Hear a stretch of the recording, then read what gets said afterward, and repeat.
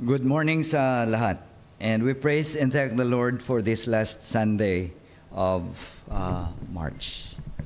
And salamat sa Panginoon, we survived the earthquake. At wala naman sa atin na although kinabahan din but nagpapasalamat ako sa Panginoon, especially for mga kapatid natin, Philippines or sa na nag-aabala. Salamat sa Panginoon for protecting us.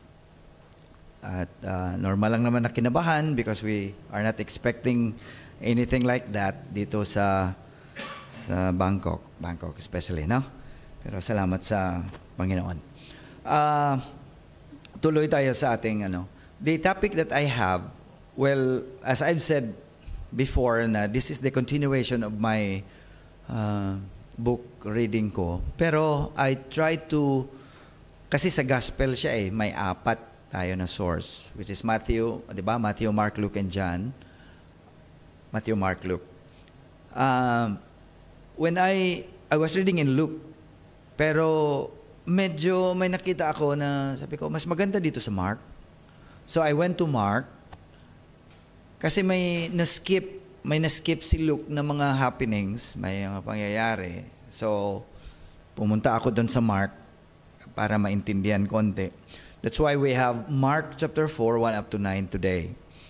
This is a familiar story, a parable, the parable of the sower, which when I was looking at it, kasi minsan 'di ba sa Bible binibigyan na natin ng mga title, binibigyan na nila ng mga title, the healing of the lame man. Well, okay. So when I look at it, sabi ko parang there's something in me na I saw, and I try to reach, palagi na lang ang binibigayan ng title. But looking at it, hindi naman tayo kinakabahan when we look at it, when we critique the Bible, kasi nandiyan naman. I look at it, di ba, always is the parable of the sower, the parable of the soil. Kung bakit palaging seed ang minimension? So when you look at it and try to study it, basta inuulit ang word ng author, that means the author is giving emphasis to that. That's a normal, na siya, basic na siya sa Bible study. So today, instead of the usual, na the title of the parable of the soil or the parable of the sower, what we have today is the parable of the sower's seed. Nandyan ang sower, nandyan ang seed. Because when we look at the first and the last verse we're going to look at, is he's pointing to the result of the seed. Right?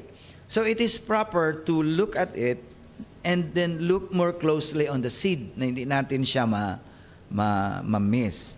Okay, there are some na nagpipreach, concentrate sila sa sower, which is piniplay ng Panginoon. Sa seed naman, meron. Or yung iba sa soil. Kasi merong tatlong klaseng soil dito. So ito na ang rules. And when I look at it, I thank the Lord for giving more clarity about His Word. And that's the thing that we're going to do today. Okay? So why the title, Parable of the Sower's Seed? Bakit? Yan ang title natin. Because the parable of the sower's seed captures both the role of the sower and the significance of the seed, as what we're going to read later on. It keeps the focus on the sower, which is God, or Jesus, or anyone who sows the seed, spreading the word. At saka it highlights the seed, or which is God's word, as the key element being scattered. Yan po. And also, it allows for the importance of the different soils na makikita natin. Ang soil dito, hindi lang siya heart, but also the responses. Okay? You get the idea? Hindi lang siya klase ng heart. Ma-identify natin siya kung anong klaseng heart, and we can relate it today by the responses of this heart. So kung baga, binubuhay natin ang salita ng Panginoon na ang sinasabi niya, makikita natin. Okay? Makikita natin. Hindi lang natin makita ang salita ng Panginoon on the realm. Makikita natin sa tao who is living it out. Okay? So, our title brings a fuller picture of the parable's meaning. It shows the sower is intentional, the seed is powerful, and the soil is what determines the growth. So, babasahin natin ito, kung ano itong ating parable today na story. Here's the text. Mark chapter 4, 1 up to 9. Again, Jesus began to teach by the lake. The crowd that gathered around him was so large that he got into a boat and sat in it out on the lake, while all the people were along the shore at the water's edge. Verse 2. He taught them many things by what? By parables. And in his teaching said, listen, a farmer went out to sow his seed. As he was scattering the seed, some fell along the path, and the birds came and ate it up. Some fell on rocky places where it did not have much soil. It sprang up quickly because the soil was shallow. But when the sun came up, the plants were scorched and they withered because they had no root. 7. Other seed fell among the thorns, which grew up and choked the plants, so that they did not bear a grain. Still, other seed fell on good soil.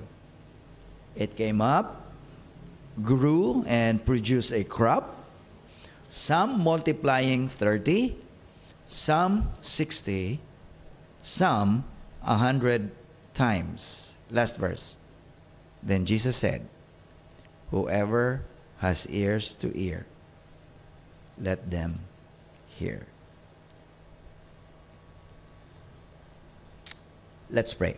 Our gracious God, Lord, we commit to you your word, and we pray that the Holy Spirit will fill our hearts and our minds in illumining your word. As we're going to take a look at it, go to it deeper,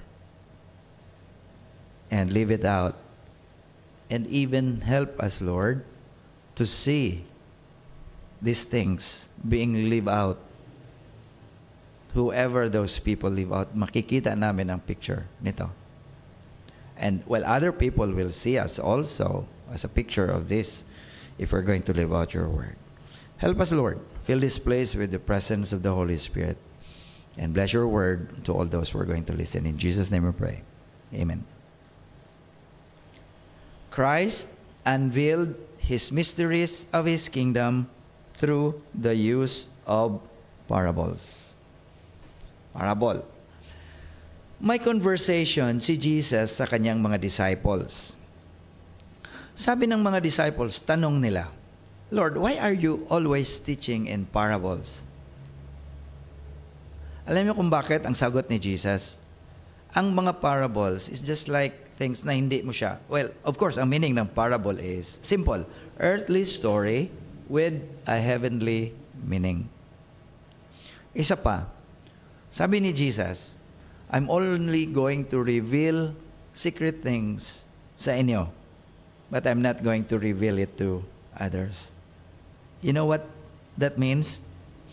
Jesus Christ is going to reveal things, other things, for those committed followers of His, but not all believers. The context of this, ang pinagsasabihan ni Jesus Christ ay kanyang mga disciples. His disciples. Yung Matthew, Mark, Luke, and John, story there. Sino ang main audience palagi? Committed followers. Committed disciples ni Jesus. That's why for them who have committed their lives to follow the Lord Jesus Christ, sa kanila i-reveal ng Panginoon, pero hindi niya i-reveal sa ibang mga believer. May mga bagay siya na close na ibigay. Now, these are the things. Example ito. Okay. It is very, very important for the disciples to know the meaning of the parables. Kailangan nila ma-understand. Kasi they would be the frontliners in expanding the kingdom by the time Jesus Christ will leave. Okay? Others, mga scholars, they even call this the deposit of faith. The deposit of faith. Parang tinitrain na sila ng Panginoon. Bakit 3 years later, maybe medyo less than 3 years later, dito, Jesus Christ is going to live for heaven. And is going to continue the work. Who's going to continue expanding the kingdom? Sila. Okay? So, let's go to the first 2 verses. Balik tayo. And again, Jesus began to teach by the lake. The crowd that gathered, wala ito sa Luke ha, wala ito sa Luke. Okay. The crowd that gathered around him was so large that he got into a boat and sat in it out on the lake while all the people were along the shore at the water's edge. He taught them many things by parables. Parables. And in his teaching. Now, talking about parable, ano ba ang idea behind a parable? Bakit hindi siya ni Jesus Christ dinidiretso? You know what? When Jesus was, lalagay natin ang context, let's travel by time for the mindset that was there during this time. Alam nyo, when Jesus Christ was teaching this parable to his disciples, what was in his mind? Now, as a teacher, what was in his mind was the Hebrew or Hebraic mindset. Hindi siya nagtiteach sa mga Westerners' mindset or sa mga Filipino or whatever. What he has in mind, as normal as he was during the time, was the Hebrew or Hebraic mindset, which is what? When they teach, Hebraic mindset teach like they're giving a picture. Teachers, naalala nyo ang realia? Ang realia, the students can learn. They can learn better compared to like when you teach it, say, children, this is an eggplant. Nasa picture. Children, this is a tomato. Okay. But it's different. Sabi ng isang teacher namin nung una sa TESOL, may isang estudyante ako na palaging, somewhere in Africa was teaching, na eto, sabi niyo, pinasahan niya ng itlog. Ang itlog pala boiled, hindi ano. Nagulat ang bata. What's that? Diyan o. Pag sinabi na egg, sabi niya yun, ang pagkagulat niya, hindi niya na malalimutan ang egg. Because they can handle, they can touch it, they can, this is how Jesus taught his disciples. Yan ang mindset nila eh. Hindi mo sila pwedeng sabihin na blah, blah, blah, ganito lang, ilalagay mo lang dyan. No, you teach these people with picture. That's why parable was so powerful. He was trying to let his disciples understand kung ano ito. The parable signifies not only a simile or comparison, and sometimes a proverb, but a kind wherein, listen to this, spiritual things are explained and is illustrated by the natural. Yung mga bagay na makikita mo sa paligid. This is how the Lord is. That's why Jesus Christ was the master storyteller there is. Even si O. Henry, which is Henry Wadsworth Longfellow, sila ni Robert Louis Stevenson sa literature namin nung una sa college. Walang those are mga mga literature ng mga scholars before.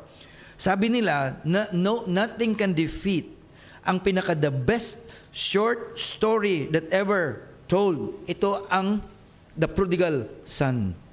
Na-capture niya ang lahat ng mga criteria sa isang short story na sinasabi natin. Nung una may mga nagtatry din itong mga Ichabod Crane sa literature, di ba?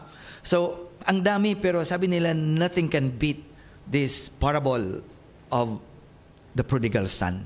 Sabi ko, how can you beat that? Ang Panginoon ang nagsabi niyan, ang gumawa niyan ng story na yan. So, yun, the way Jesus taught his disciples, They taught him with pictures na maintindihan nila. Now, para sa atin ngayon, when we read this, medyo may mga gaps na hindi natin kayang maano. But sa tulong ng Holy Spirit, then we can. Nandyan lang din sa Bible ang sagot nito. Now, let's continue with verse 3. Ang isang bagay na sinasabi ko sa inyo, let me give you this idea. Itong naka-blue, it's talking about the seed.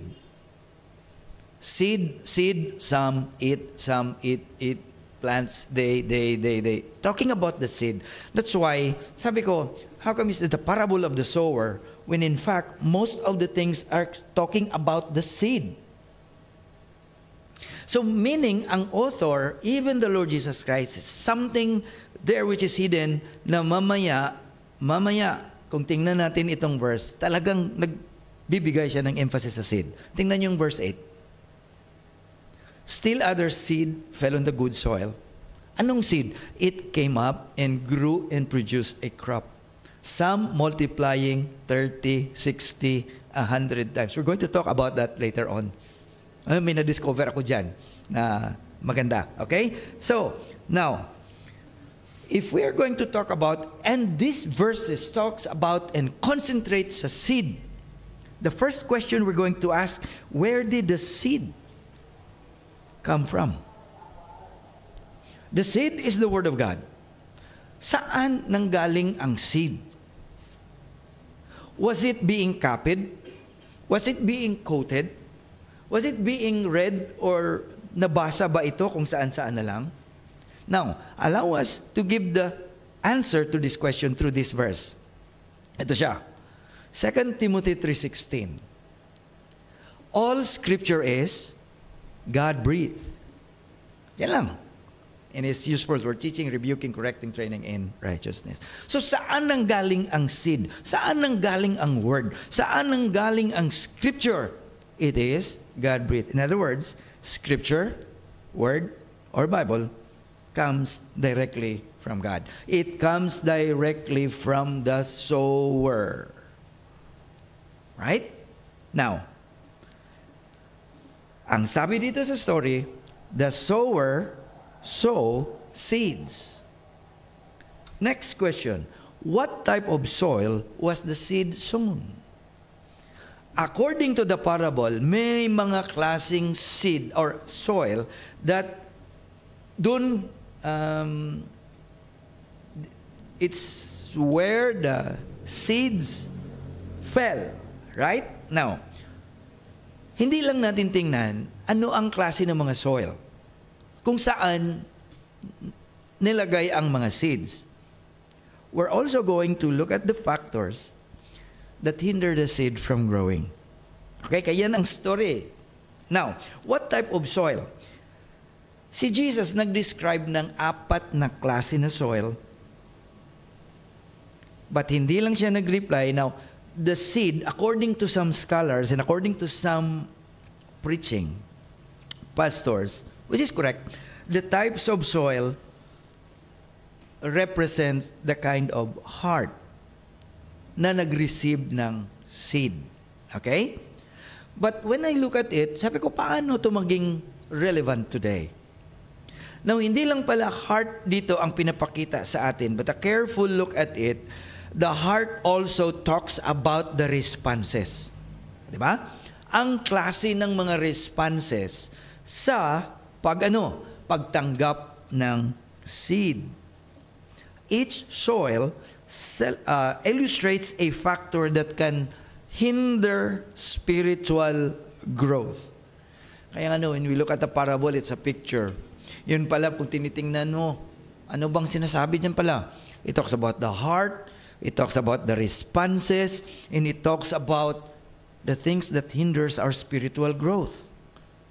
Grabe ang idea ni Jesus ba, no? Now, we're going to take a look at the 4 and also the factors that hinder the seed from growing. The first one is the hard path. Dito na ang tawag sa Tagalog, nagtupa. Dito na pumunta or whatever. Okay. Na dito pumunta ang ibang seed kasi 'di ba mag-sow ng seed. The hard path. Anong ibig sabihin yan sa puso? The lack of receptivity. Look at verse 4 of Mark. As he sowed, some seed fell on the path. Pag sinabi nating path, hard path ito na hindi siya na araro, hindi siya na hindi na bungkal, hindi siya na till, okay? So ano nangyari? Since we're not able to penetrate the soil, may mga birds pala that came and ate it up. Yun siya. Now, ano ba ito ang sinasabi dito? The soil is hard. The seed remains on the surface. Ang hard soil dito ay dinidescribe sa atin na hard heart din. At sabi ng ibang scholars, itong bird nagre-represent sa kay Satan that when Satan saw the seed being scattered, being sown by the preacher or by God, Satan took it kasi nasa hard path. Hindi siya nakaano sa penetrate sa heart. It cannot flourish because of, sabi niya, indifference. Hindi maka-flourish ang word ng Panginoon because of pride or because of unbelief. Now, kung tingnan mo ngayon, ang modern hindrances that are factors the Word of God cannot penetrate, number one, distractions. Distraction sa atin. Do you have distractions when it comes to spiritual growth? Nakita ko that even the good things minsan can become distractions sa spiritual growth. Even the good things, kung hindi tayo careful to look at it, magiging distraction din siya sa atin. Yung pagka-busy natin. Ang pagka-busy ba natin ay tamang-tama lang or sobra-sobra na? That our busyness, even the time para sa Panginoon ay wala lang. So, pwede din yan maging distraction. What else? Well, materialism. We can focus more on the material things to chase, to pursue things na gusto natin in exchange for time with God. Yan siya. Pwede din. What else? Entertainment. Entertainment drowning out the voice of God.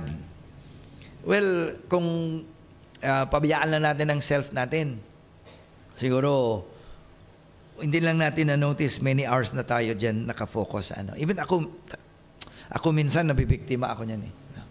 Especially sa umaga. Pero na-notice ko ba na, sabi ko, pag nakinig ako sa balita, parang ang una pumapasok sa akin galit.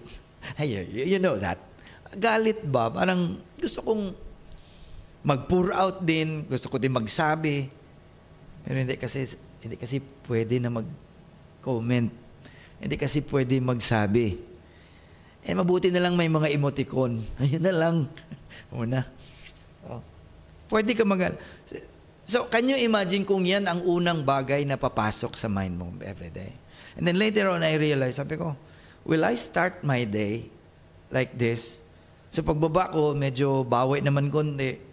Mabuti minsan makinig ka sa sa AirPod ng mga Christian song. No? Distraction. What else? Prejudice. Rejecting truth due to cultural or intellectual resistance. Ito ang seed na drop sa pathway na hindi nakapenetrate. Itong salita ng Panginoon, being preached na hindi makapenetrate sa puso, may tendency that pwede siyang isnatch ng kalaban na tayo ang mailagay sa disadvantage. Yan po ang isang bagay kung hindi matanggap sa puso. Okay? What else? Ano pang mga factors naging hindrance? Unrepentance. Refusing to acknowledge sin or need for God. Well, ito mga bagay, when I look at this, sabi ko, normal ito ngayon na nangyayari because of the world keeps on bombarding. Ang kawawa dito, believers eh. For others na hindi naman nila mabatyagan or hindi naman nila ma-feel ang bombard kasi they're already there. Pero sa atin na mga believer, being bombarded by this, ang resulta nito is ayun, just like the word of God that fell on the hard path, pwede siya ma-take advantage ng kalaban at mano. So, anong solusyon natin dito? Okay? Then cultivate a soft heart through humility and deliberate focus on the Scripture. Okay, challenge natin. Since summer naman ngayon, that means medyo less ang load natin. Why not give a little time lang naman sa Panginoon? Okay? 30 minutes siguro will be less compared to the 8 hours na meron tayo sa pagpasok natin. So why not? Number 2, anong klaseng soil? The rocky soil. Shallow faith. Bakit shallow faith? Look at verse 4, 5, 6. Other seed fell on rocky ground where it had little soil. Rocky siya, no? It sprung up at once. Actually, mabilis ang pag-grow ng seed. Pero, because the soil was not deep, pagdating ng araw, it scorched. It withered. Bakit? Ang roots niya pala ay hindi hindi siya ang foundation niya, medyo lang siya, mababaw lang. So, anong cause nito? While the seed falls on the rocky and shallow ground, it sprouts quickly but withers under trial.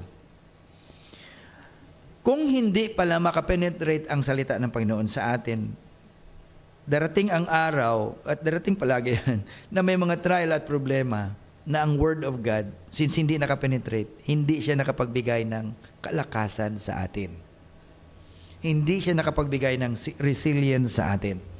So, instead of that Word that will give us the energy, the enablement to face the anxieties and the uncertainties, nagmalfunction siya.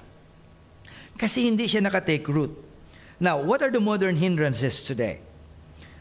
The first one, have you noticed emotionalism? Ang emotionalism ay mababaw, meaning that faith that is based on feelings rather than deep conviction. Okay? Ang feeling that is based on feelings, lang siya, this just passing lang siya.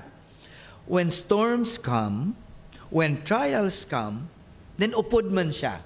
Hindi siya, well, nakita naman natin, ang pinaka-the best na picture sa atin ngayon, ang earthquake. Di ba? Merong ibang building na may crack. Hindi kami nagtulog. Hindi kami nagtulog Friday evening, kami ni Kos. Sa taas pa naman lang ilaw. Dilim. Hala, sige, pasok kami sa mga room kung may mga crack. Kung may mga crack. Si Ardo kung may mga crack doon.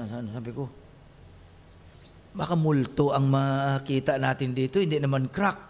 May mga crack. Hala, bago ba to? Hindi. Parang luma. Well, tulungan mo naman self mo mag-positive thinking.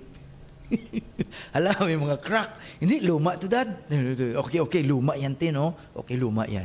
So about the main, maliit-liit lang mga natin, para maglindol maya-maya, automatic na. Wala nang, labas na lagad. So, wala naman. Pero to be honest, hindi ako tulog. And then the next day, graduation. may time na matulog. Ako, nilalabanan ko. hindi pwede. Pero wala talaga nagawa. Yan ang So, itong emotionalism is a picture that there are buildings who stayed.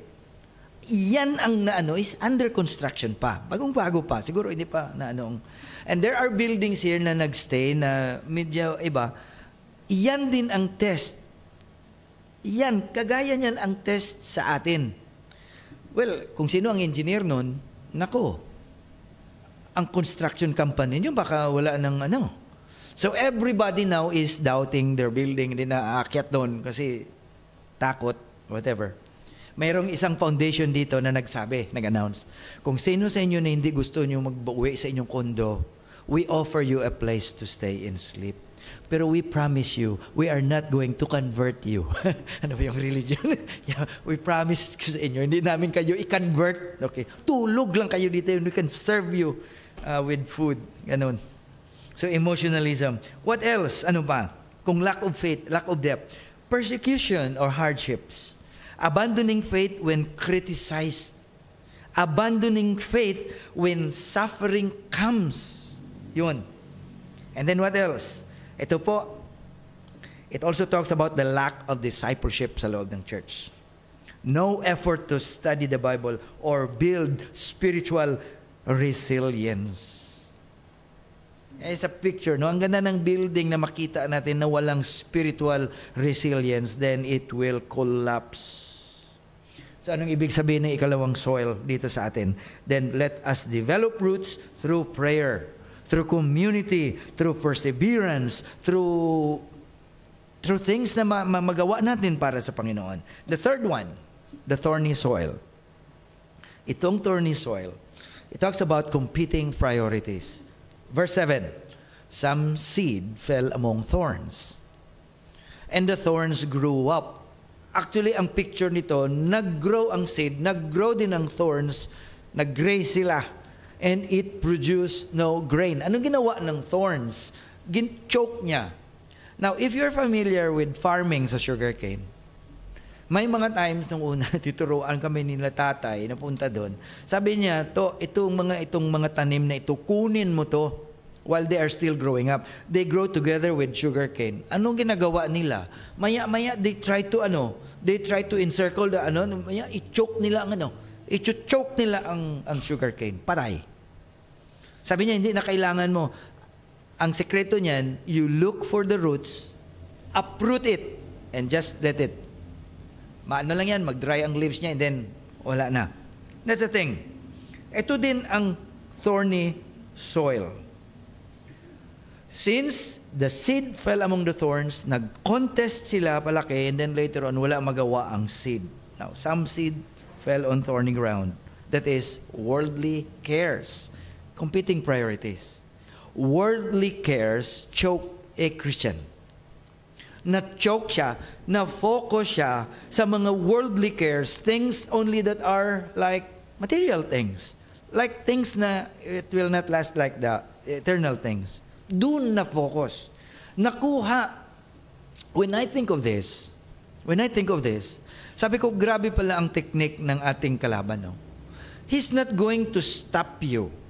He's not going to, but he's going to just bombard you and do things, bigyan ka niya ng marami na pwede mo makalimutan ang main thing.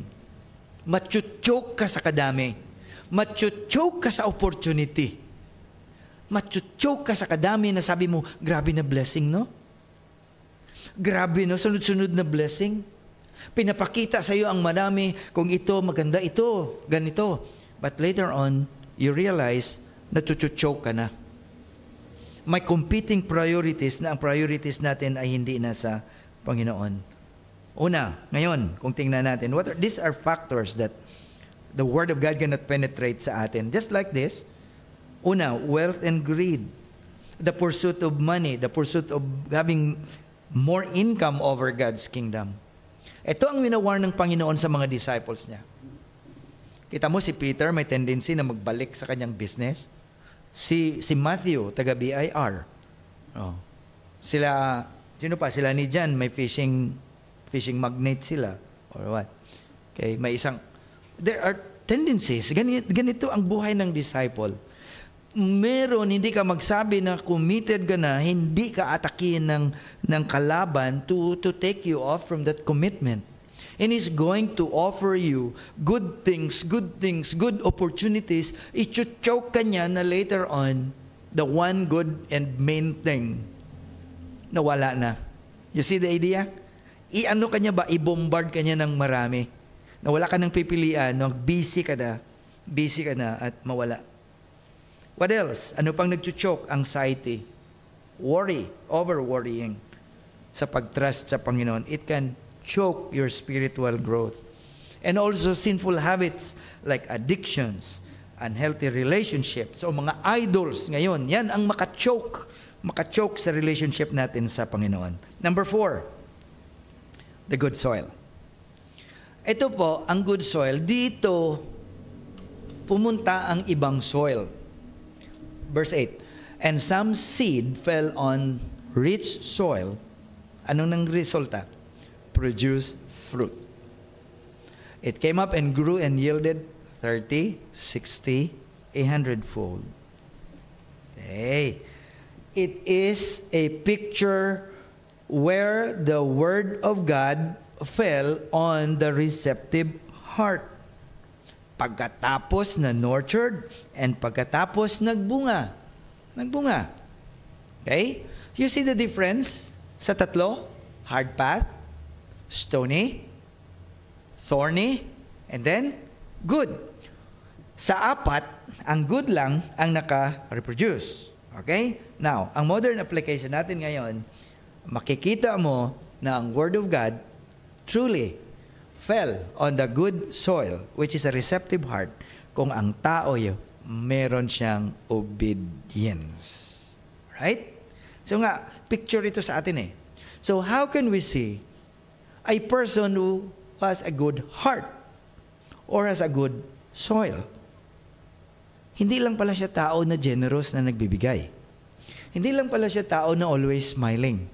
Hindi. Kung tingnan mo, ang tao na binidescribe dito ay isang tao na sumusunod sa Panginoon.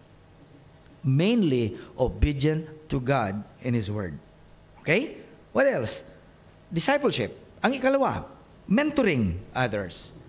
Siya po ang isang anak ng Panginoon na hindi lang siya nag-strive to grow, but also striving so that others will grow also. Yun. Kasi ang growth natin hindi naman nakakonsentrate sa atin lang eh. God is allowing us to grow, making us grow, so that we can encourage others to grow. Yan ang... What else? Ano pang makikita mo sa isang heart na receptive? Perseverance. Staying faithful despite challenges sa buhay. So kung tingnan mo at i-identify mo ang isang tao na ang seed ng Panginoon fell on his heart, which is a good heart, then meron siyang fruitful growth. Okay? Meron. Now, the next question, since nakita na natin itong for soil, what is the intended purpose of the seed? Well, initially, we can say na the purpose of the seed is to grow. But you know what? Look at this verse. Bakit nilagay ito ng Diyos? This is where my question, nakafocus ito. Kaya minsan, kung tingnan lang natin itong apat na, which is the hard path, stony, thorny, good soil, okay. But look at this verse 8. It talks about the seed that fell on the good soil. And some seed fell on rich soil and produced fruit. Notice, it came up and grew and yielded 30, 60, 100-fold. Anong ibig sabihin yan? Anong ibig sabihin yan? According to the verse, the purpose of the Word of God is not only to be received, but for it to grow, and that's why to yield more. To yield more. Kita nyo? Now, what does yield mean? What does yield mean? Let's break it down. Tingnan nyo you notice ang yellow. You notice ang yellow. Ito siya It is the 30, the 60, and the 100-fold principle. Naalala nyo ang Acts 1:8? Minsan, si Jesus, gumagawa ng bagay na dapat natin maintindihan. Ang Acts 1:8 na sabi niya, and you shall be witnesses to me in Jerusalem, Samaria, and uttermost parts of the world. Jerusalem, local. Tingnan natin, town. Samaria, province. And uttermost part of the world. Siya? Umakyat. Bakit sinasabi ito ni Jesus? And the seed grew and yielded 30, 60, 100. Nakita ko, ito pala ang 30, 60, 100-fold principle. Tingnan natin ito. The different multiple represents God's way and plan for His Word. Listen, ang word pala na na-scatter ng sower, which is God, meron siyang plan. That if that seed will fall on the good soil, it will grow and it will yield with this 30, 60, 100-fold principle. Tingnan natin ang 30. Anong ibig sabihin ng 30-fold principle? It is steady and measurable growth. Okay? The example, anong masabi natin sa steady, measurable growth ng isang tao? Remember itong seed na ito, nag-grow na siya by the level. Okay, ano bang ibig sabihin nitong steady and measurable growth? The first one, consistent personal holiness. Consistent personal holiness and service. Hindi static ang service. Hindi minsan meron wala, kundi steady. Diyan siya nagsa-start. Now, Psalm 1:3. Anong ibig sabihin? Anong sabi? He is like a tree planted by the rivers of water that yield its fruit in its season. And its leaf does not wither. In all that he does, he prosper. Anong ibig sabihin nito? A life rooted in God's Word bears consistent fruit. Consistent, steady, measurable. That's the first level. The 30-fold principle. When the Word of God will grow, the first thing that person will experience is the steady, measurable growth. Ikalawa, John 15:2 na verse. Every branch in me that does not bear fruit, He takes away. And every branch that does bear fruit, He prunes. Bakit? So that it will bear more fruit. So anong ibig sabihin? Even small fruitfulness matters to God and is cultivated. Ang 30-fold principle pala makikita mo sa isang believer na steady ang kanyang service. Steady ang kanyang pag-bear ng fruit. Ang isa pa, Galatians 5:6-9. And let us not grow weary of doing good. For in due season we will reap if we do not give up. Anong ibig sabihin?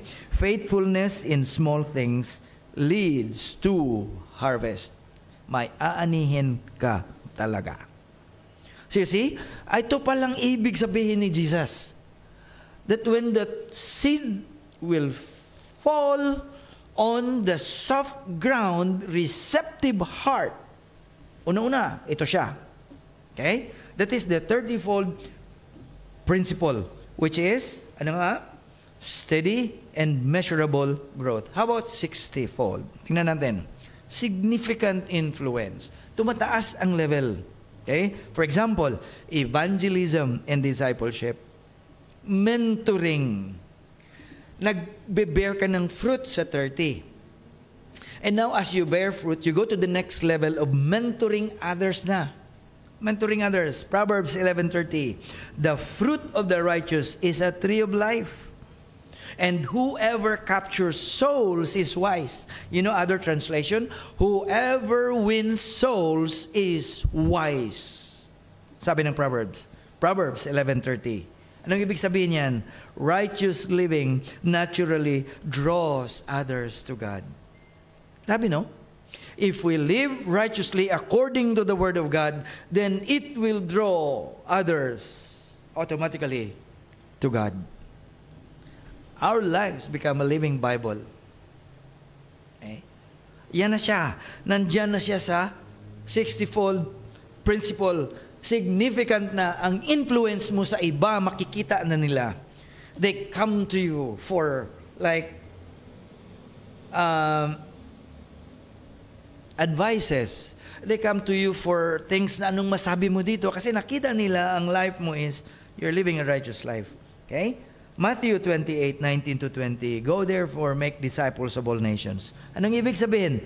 That disciple making multiplies impact beyond personal growth.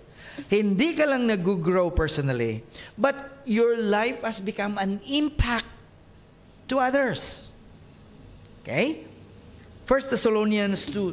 So being affectionately desirous of you, we were ready to share with you not only the gospel of God, but also our own selves, because you have become very dear to us. Dito siya pumapasok sa mentoring, that it requires deep and sacrificial investment. You see the level, the 30-fold, the 60-fold, and now we're going to look at the 100-fold. The super abundant increase, meaning transformative ministry. Nag-grow ka, nagiging mentor ka, and then later on, God is using you for that super abundant ministry. And don't tell me, and don't say it, na para lang to sa pastor. There are many hindi pastor, but doing the ministry of God, impacting thousands and thousands of people. Okay? Huwag nating sabihin na, pastor lang yan siguro, sa mga ministers lang yan. Hindi. Lahat sa atin. Transformative ministry. Generational impact. Baga. Genesis 26:12. And Isaiah sowed in that land and reaped in the same year 100-fold. The Lord blessed him. Anong ibig sabihin? Any spiritual or good deeds sowed in obedience to God's commands bring supernatural blessings. Acts 6:7, and the word of God continued to increase, and the number of the disciples multiplied greatly in Jerusalem, and great many of the priests became obedient to the faith. 2 Corinthians 9:6, whoever sows sparingly will also reap sparingly, and whoever sows bountifully will also reap bountifully. Ibig sabihin, generosity in sowing the truth, which is God's word, yields abundant harvest. So ito pala ang ibig sabihin ni Jesus in 60 or 30, 60, and 100-fold principle. If the word of God will penetrate your heart and my heart, and we will receive it with gladness and joy, and live it out, then ito po ang resulta. The 30, the 60, and the 100-fold principle na sinasabi ni Jesus. Now, when we look at these three different multiples, we can understand what God has said before in ancient times. Kung tingnan lang natin ito, you know, when I look at it, what verse came into my mind is this. Ang sinabi ni Jesus, ng Panginoon nung una sa kay Isaiah. Isaiah 55:11. Sabi niya, so is my word that goes out from my mouth. Ano daw ang word? It will not return to me empty, but will accomplish what I desire and achieve the purpose for which I sent it. Hindi babalik sa kanya ang word niya na empty.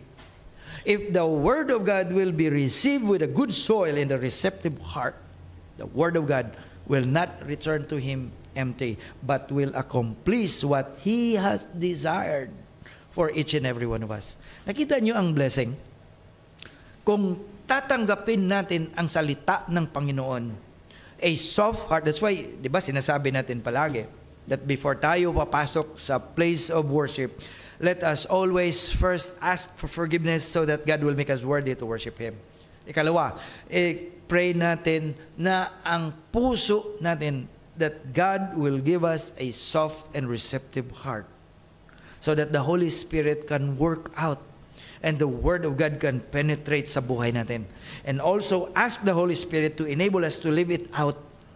Kasi kung ma-live it out na natin, hindi na tayo malayo na makumplis ang 30, 60, and 100-fold principle na sinasabi ni Jesus. So, in closing, since we are talking about this superabundant blessing, if we are going to receive the Word of God with gladness and joy sa puso natin, my question, what does a superabundant and ever-increasing follower of the Lord look like? Okay? Sinasabi natin na superabundant blessing, ever-increasing. So, as a follower of the Lord Jesus Christ, ano ba ang hitsura ng isang tao na super abundant at ever-increasing na follower ni Jesus?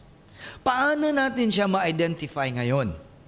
Paano tayo makakita ng gano'n na nidescribe ng Bible? Well, sa tanong, pwede pala ikaw, pwede pala ako, na makita ng iba na magiging super abundant at ever-increasing follower of the Lord. Hindi ito materially lang, ha? Hindi.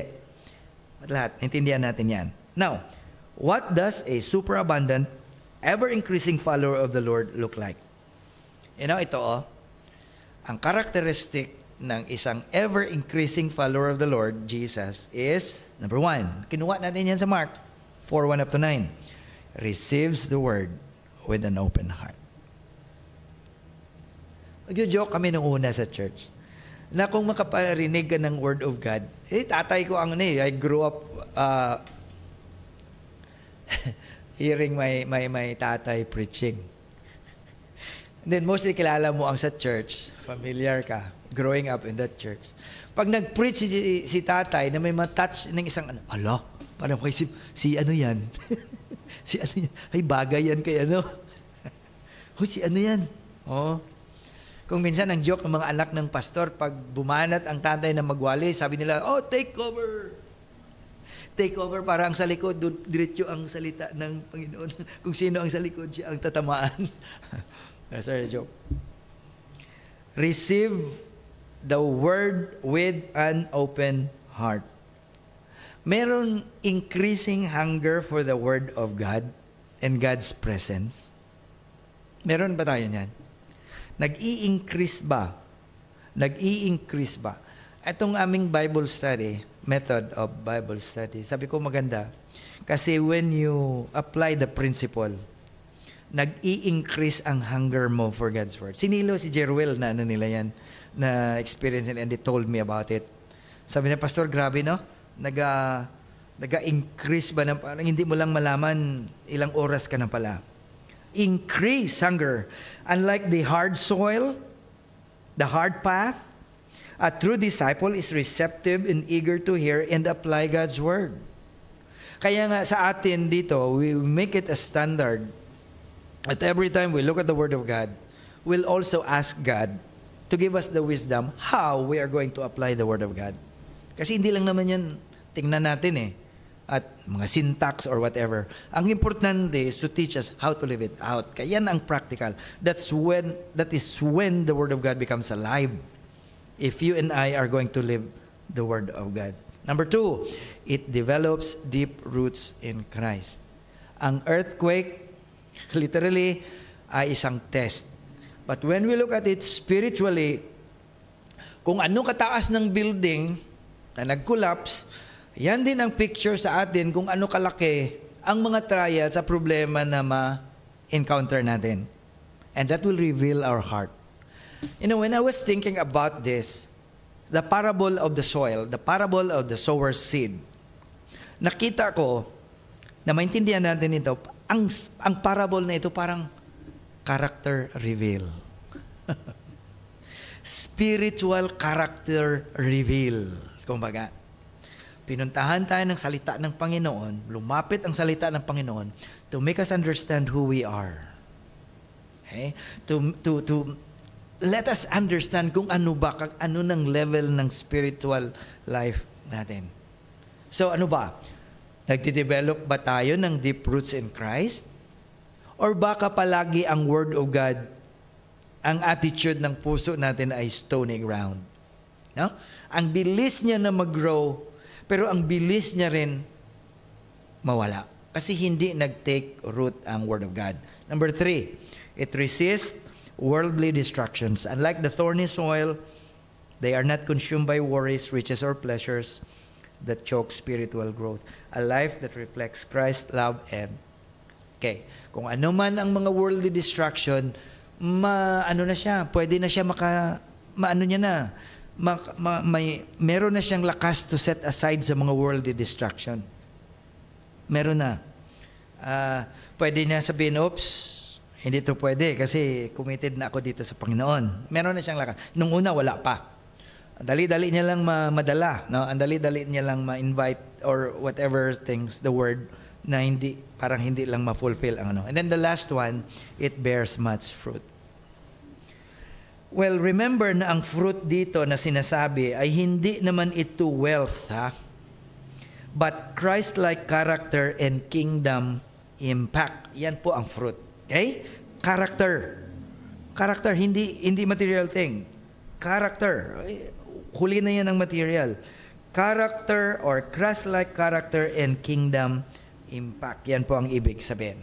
Now, if we're going to allow ourselves to look at ourselves, since the time na natanggap natin ang Panginoon as Lord and Savior, ano ba ang mga fruit na makita natin ngayon na meron tayo?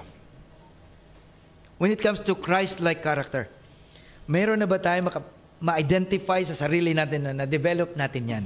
No? If the fruit is talking mostly about material thing, if it is talking about Christ-like character, then ano yan? Anong meron ka? No? Naging generous na ba tayo? Na-develop na natin? Nagiging prayerful na ba tayo? Okay? Nagsastart ka na bibigay sa mga tasa sa panloy? Nag 5 baht lang? 10 baht lang? Last time, wala akong naalala ko, sabihin ko sa inyo. Wala naman may nakaalam eh. Baba ako dyan. Sabi ko, Lord, forgive me. 10 baht na lang ang coins ko. Pwede, wag lang muna ngayon. Kasi binibigyan ko naman.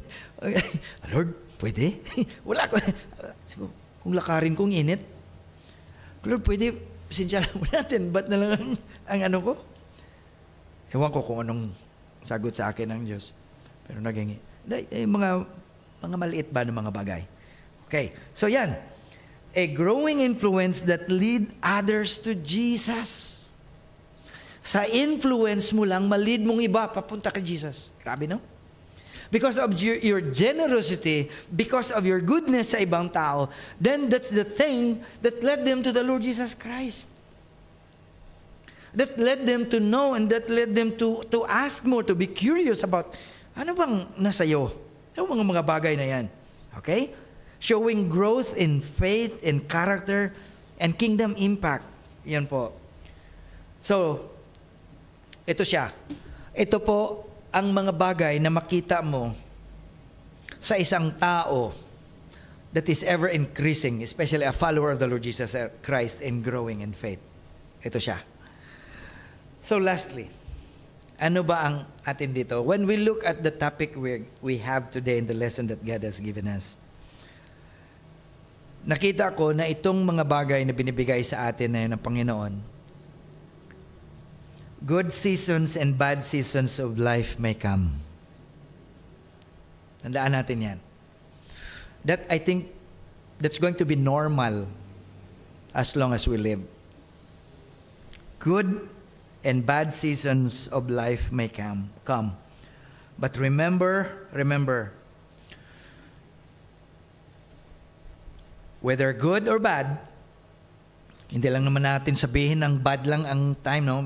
I believe that good or bad season, these are opportunities to grow stronger para sa Panginoon. Huwag lang natin isipin na ang bad seasons lang ang opportunity natin to grow. Pwede din natin i-consider ang mga good seasons to grow para sa Panginoon. What are those good seasons? Binigyan ka bagong kontrata. Binigyan ka ng biyaya ng Panginoon. Those are seasons to grow. Seasons to grow sa Panginoon, to add more my service sa Panginoon kasi in-acknowledge na Panginoon ng prayer ko. Binigay niya ang gusto ko, ang ginidesire ko. Then anong resulta nito? Go on! Do more! Kasi minsan it's so sad na baliktad eh. Na kung kailan pa tayo tumanggap ng marami sa desire natin na pinipray sa Panginoon, doon pa nag-start na layo. Just imagine kung ikaw ang Panginoon. Just imagine kung ikaw, Panginoon, ganun ang reception ng anak mo. Simple lang yan. Simple lang yan. So in good seasons or bad seasons, these are opportunities for us to grow stronger, and not reasons to give up. Siguro, it's very, very sad kung ang good seasons mo naging reason for you to give up sa Panginoon. Very, very sad. Kung kailan ka pa na-bless ng Panginoon, doon ka pa nag-give up. Grabe, no? Doon ka pa nag-give up. I remember Lot. He was a righteous man. But when tragedy struck him, his life, in his physical life, in his family, ano ginawa ni Lot? He even get closer sa Panginoon. The worries of life, temptations, and worldly desires may try to choke our faith, but let us fix our eyes on Jesus. Remember this. Let us prioritize Him above all else. Keep growing. Keep sowing. And watch as God, the 30, 60, 100-fold principle, multiplies the impact of your faith. God has planted His Word in us for a reason. So let us keep seeking Him. Keep sharing His love. Huwag mag-stop. Patuloy. Ang mga bagay na matatanggap natin ngayon, hindi lang yan ganun. There are still more. Especially the number one thing, the spiritual blessing ibigay sa atin ng Panginoon. Keep sharing His love and trust that our faithfulness will produce an abundant harvest. So, tingnan natin, hindi lang pala yung pagsimba natin, pag-meditate natin, ang pag-involve natin sa ministry, patuloy yan mga bagay. Yan po ang mga bagay na i-invest natin. Kasi yan din ang mga bagay that we're going to withdraw and enjoy for eternity sa Panginoon. Huwag masyado masobra focus sa mga bagay which is just passing. Huwag natin kalimutan ang Panginoon who is the source of all things. At siya lang naman ang makapagbigay sa atin ng true contentment sa buhay. Let the Word of God, just like the good soil, let us pursue a heart that is receptive to God's Word, and let that Word of God grow in our hearts. God bless us all. Shall we pray? Lord, we thank you for your Word.